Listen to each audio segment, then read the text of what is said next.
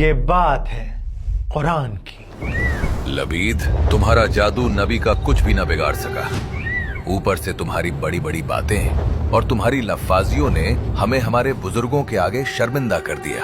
मैंने पूरी कोशिश की, लेकिन मुझे लगता है आप सच्चे नबी हैं। खामोश, निकल जाओ यहाँ से। ये बात है कुरैश के उस काले राज की जिसको रात के अंधेरे में बुना गया। तो फिर ये तय रहा, जो गरीब मुसलमान बन चुके हैं उन गुलामों पर इतने जुल्म ढाओ कि दर्द उनकी रूह तक उतर जाए, और जिन पर हम हाथ नहीं उठा सकते उन्हें जबान से इस तरह रुस्वा करो कि वे शर्म से निगाह न उठा सकें। लाजवाब। ये बात है सूरह नास की। قل أعوذ برب الناس ملك الناس إله الناس। आज मैं और आप अपनी नमाजों में सूरह नास को ऐसे पढ़ते हैं जैसे सांस ले रहे हों, बिना सोचे बिना समझे, एक रस्म की तरह, एक आदत की तरह। क्या है सूरह नास के नादिल होने के पीछे का वाकया और किस तरह ये सूरत हमें डिप्रेशन, ओसीडी, नेगेटिव थॉट्स और उन सारे बुरे ख्यालातों से प्रोटेक्ट करती है जो लगातार हमारे जहन में उठते रहते हैं। और सबसे ज्यादा इंपॉर्टेंट, किस तरह ये सूरत सबूत है कुरान के टाइमलेस होने का, यानी इस बात का कि 1400 साल पुरानी ये किताब सिर्फ हिस्ट्री नहीं बल्कि इंसानों के लिए, आज की दुनिया के लिए द मोस्ट रेलेवेंट किताब है। इन सब सवालों के जवाब जानेंगे इस वीडियो में। قل أعوذ برب الناس। स्कॉलर्स कहते हैं कि सूरह नास और सूरह फलक मक्का में एक साथ नाजिल हुई और इस्लाम के उस शुरुआती दौर में नाजिल हुई जब मुसलमानों के लिए वो सबसे ज्यादा मुश्किल वक्त था, जब मक्का की जमीन धूप से ज्यादा नफरत से जल रही थी। अबू जहल, उमैया इब्न खलफ और मक्का के बाकी सरदारों के हाथों में छाले पड़ चुके थे, लेकिन इनके गुलामों का ईमान था कि टूटने का नाम नहीं ले रहा था। और जब कुरैश के सरदारों को ये यकीन हो गया कि ये लोग इस्लाम नहीं छोड़ेंगे, तब इन लोगों ने फैसला किया कि इस मकसद को, इस मैसेज को रोकने का सिर्फ एक ही तरीका है और वो है नबी पाक सल्लल्लाहु अलैहि वसल्लम का कत्ल। मैं आप सबकी राय जानना चाहता हूँ, हमें क्या करना चाहिए नबी को रोकने के लिए? मेरा ख्याल है आपको किसी वीराने में जंजीरों से जकड़ दिया जाए, किसी ऐसी जगह जहाँ कोई आपको ढूंढ न सके। मोहम्मद और उनके मानने वालों का हुक्का पानी बंद करवा दो। और तुम क्या कहते हो अबू जहल? अब आपके कत्ल के अलावा कोई और रास्ता नहीं, और इसके लिए हम हर कबीले के मजबूत नौजवान चुन लेते हैं ताकि किसी एक पर इल्जाम न आए। बेहतरीन ख्याल। और इसी इरादे के चलते ये लोग दिन रात प्लानिंग करते कि किस तरह से रसूलुल्लाह का खात्मा कर दिया जाए। अस्तगफिरुल्लाह। इब्न हिशाम, लेस्ली हैजल्टन, कैरन आर्मस्ट्रॉन्ग और भी बहुत सारे मॉडर्न और ट्रेडिशनल राइटर्स की किताबों में ये बात मेंशन है कि अबू जहल लगातार मुस्लिम्स को अब्यूज करता था। जहां हाथ उठा सकता था हाथ उठाता था, जहां गालियां दे सकता था गालियां देता था। अगर तू इस रास्ते से नहीं हटा तो अंजाम बहुत बुरा होगा। अपने घर वालों का भी ख्याल कर। अल्लाह एक है। इवन इब्न हिशाम अपनी किताब कामिल सीरतुन नबी में ये बात मेंशन करते हैं कि सरदारों की ये जो हसद थी, जो जलन थी, ये जो झगड़ा था, ये रसूलुल्लाह से उनके पैगाम को लेकर नहीं था, बल्कि ये इनकी अपनी हसद की, अपनी ईगो की आग थी। अबू जहल खुलेआम कहा करता कि जब जब बनु हाशिम ने, यानी उस कबीले ने जिससे आप सल्लल्लाहु अलैहि वसल्लम ताल्लुक़ रखते हैं, लोगों को खाना खिलाया, गरीबों की मदद करी, तब तब अबू जहल के कबीले ने भी इन लोगों को खाना खिलाया।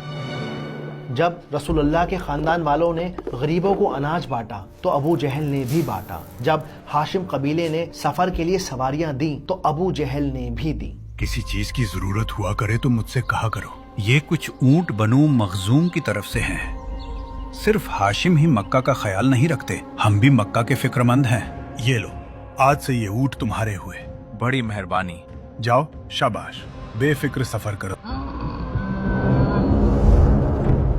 असल में मक्का के कबीले के सरदारों के अंदर ये कोल्ड वॉर दादा परदादाओं के ज़माने से चलती चली आ रही थी। कोई भी कबीला या कोई भी सरदार ये नहीं चाहता था कि वो किसी और से कम दिखे, इसीलिए ये हर बात में एक दूसरे से टक्कर लिया करते, बहस लगाया करते, बराबरी किया करते। لیکن جب رسول اللہ صلی اللہ علیہ وآلہ وسلم نے یہ اعلان کیا کہ اللہ سبحانہ و تعالیٰ نے آپ کو نبوت کے لیے چنا ہے اور آپ اللہ کے آخری نبی ہیں، تو ابو جہل کو سمجھ نہ آیا کہ اب وہ کس طرح سے مقابلہ کرے۔ خود سوچو امیہ، اب اس میدان میں کس طرح مقابلہ کیا جائے۔ اللہ کی قسم میں کبھی اس بات کو نہ مانوں گا اور نہ کسی کو ماننے دوں گا کہ آپ اللہ کے نبی ہیں۔ فکر مت کرو، ہاشم قبیلہ کبھی تمہارے قبیلے سے اونچا نہ ہو سکے گا۔ جب آپ سیرت النبی کا مطالعہ کریں گے، اسے اور گہرائی میں جا کر اسٹڈی کریں گے، تب آپ کو محسوس ہوگا کہ یہ جو نفرت کی آگ تھی، یہ صرف قبیلوں کے سردار کے اندر نہیں جل رہی تھی، بلکہ مکہ کے ہر گھر میں آپ صلی اللہ علیہ وآلہ وسلم کو کوسا جا رہا تھا۔ مکہ کے جوان لوگ اسلام قبول کر رہے تھے اور ان کے سوالوں کے آگے ماں باپ لاجواب تھے۔ اب تو حد ہو گئی ہے، فہیرہ کا لڑکا بھی باپ دادا کے دین سے پھر گیا ہے۔ سنا ہے ام ایمن اور اسما بھی ایمان لے آئی ہیں۔ صحیح سنا ہے آپ نے۔ اللہ کی قسم اس نے اپنے باپ کے سامنے منات کو پھینک دیا۔ کیا سچ میں؟ شروع سے بتاؤ، ہوا کیا؟ ہوتا کیا اس نے کہا۔ اچھا تو آپ چاہتے ہیں کہ میں اس کی عبادت کروں؟ بالکل، یہ اللہ کی بیٹی منات ہے، یہ تمہاری حفاظت کرے گی۔ بیٹے، یہی سچا دین ہے جو ہمارے باپ دادا نے ہمیں سکھایا ہے۔ یہ لیجئے آپ کا خدا۔ اے نادان کہیں کے، یہ کیا کر رہا ہے؟ یا اللہ، یہ تو خود کی حفاظت نہ کر سکی، میری کیا حفاظت کرے گی؟ مکہ کا یہ وہ دور تھا جب صرف مٹھی بھر لوگ رسول اللہ کے ساتھ کندھے سے کندھا ملا کر کھڑے ہوئے تھے، ورنہ سارے عربیہ کے اندر یہ بات پھیل چکی تھی کہ اب کسی بھی طرح سے کسی بھی صورت میں آپ صلی اللہ علیہ وآلہ وسلم کو روکا جائے، اور اس کے لیے یہ لوگ کسی بھی حد تک جانے کو تیار تھے۔ بلکہ اب جو غریب پریوار تھے، جو چھوٹے طبقے کے لوگ تھے، ان لوگوں نے نئے نئے پیدرے آزمانا، جادوگروں کے پاس جانا، کمزور مسلمانوں کو تکلیف دینا، انہیں گھروں میں بند کر دینا، اور اس طرح کی ہر ممکن کوشش کی جا رہی تھی کہ کسی طرح نبی پاک سخت بیمار پڑ جائیں، دیوانے ہو جائیں، یا پھر اس دنیا سے رخصت ہو جائیں، تاکہ کم سے کم یہ ایک اللہ کی عبادت کا پیغام یہیں پر تھم سکے، رک سکے۔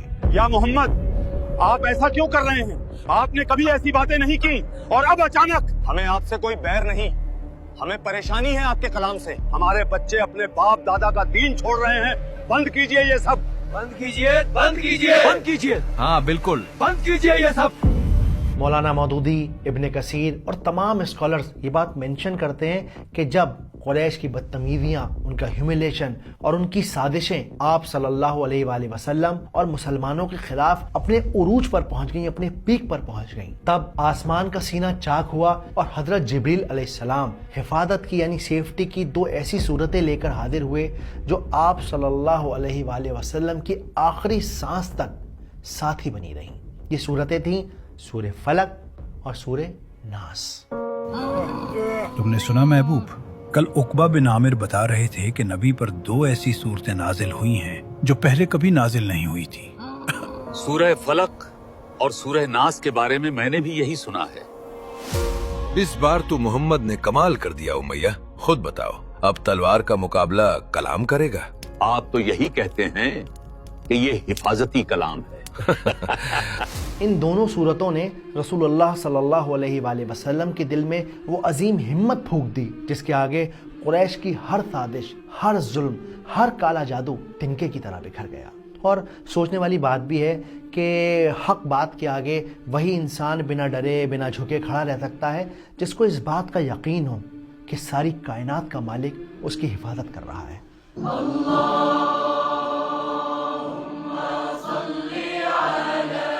ان دونوں صورتوں کے حوالے سے ہمیں ایک حدیث بھی ملتی ہے جس سے ہمیں پتہ چلتا ہے کہ آپ صلی اللہ علیہ وآلہ وسلم ہر رات سونے سے پہلے سورہ اخلاص، سورہ فلق اور سورہ ناس پڑھ کر اپنے اوپر دم کیا کرتے۔ حالانکہ علماؤں کے بیچ یہ تھوڑا کشمکش کا معاملہ ہے کہ یہ دم کرنے کا سلسلہ کب شروع ہوا؟ کیا یہ مکہ کی ان راتوں سے شروع ہوا جب قریش نے آپ صلی اللہ علیہ وآلہ وسلم کے خلاف سازشیں کرنا شروع کر دیا، یا پھر یہ اس وقت شروع ہوا جب آپ مدینہ ہجرت کر چکے تھے اور لبید بن الاسم کے منحوس جادو نے آپ صلی اللہ علیہ وآلہ وسلم کو تکلیف میں مبتلا کر دیا تھا، اور اس لمحے جبریل علیہ السلام نے آپ کو یہی دو صورتیں پڑھنے کا حکم دیا؟ آپ ان دونوں صورتوں کی ایک ایک آیت پڑھتے چلے جاتے اور کالے جادو کی ایک ایک گانٹ کو کھولتے چلے جاتے۔